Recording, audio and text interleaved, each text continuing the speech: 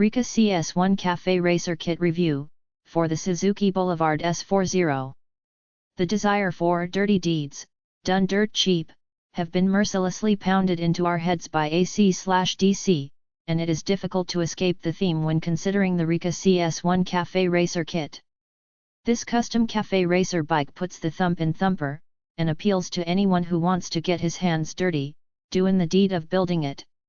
Primarily a kit bike, the Ryca CS-1 is spawned from the ubiquitous Suzuki Boulevard S40, nay the Savage LS650, which has been populating American highways as a cruiser since 1986.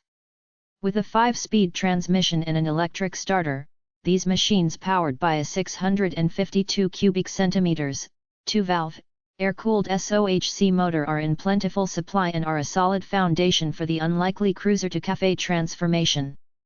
For those opting to merely realize their clubman tendencies, Ryca Motors, a partnership of Ryan Ryefsky and Casey Stevenson in Whittier, California, about 15 miles east of downtown Los Angeles, will sell you, and ship, if necessary, a completely assembled version of the Ryca CS-1.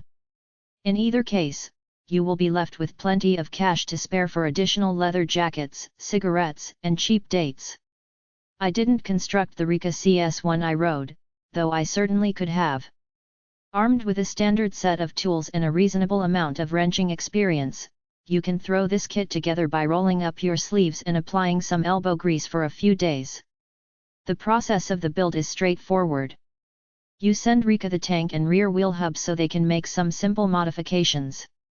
At your end, you use a spacer to shorten the forks, which moves the geometry in a sporting direction. That effort is amplified by the 18-inch rear wheel Ryca returns to you, along with longer shocks. This raises the rear of the bike, further shortening the rake for quicker handling. Perhaps the most daunting step is cutting the tips of the rear loop of the frame, non-structural, so the cafe racer seat assembly can be installed. Of course, a professional can always perform that job. You are then left with the enjoyable task of bolting on the special bits: the reworked tank, trick rear sets, custom battery box, it is e-start, cafe racer defining clip-ons, tiny gauges, fat vintage grips, a not-so-quiet reverse cone muffler, an airbox-free can and air filter.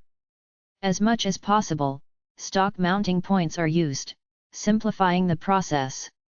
With a weight of only 320 pounds, an immoderately narrow stance, and a seat height of just 31 inches, the Ryca looked and felt nothing like its former self, and was all too easy to throw around. The portly cruiser identity had vanished, revealing a clean, minimalistic physique in its place. The CS-1 is so minimalistic that Ryca opted to leave out the rear view mirrors in a passenger seat.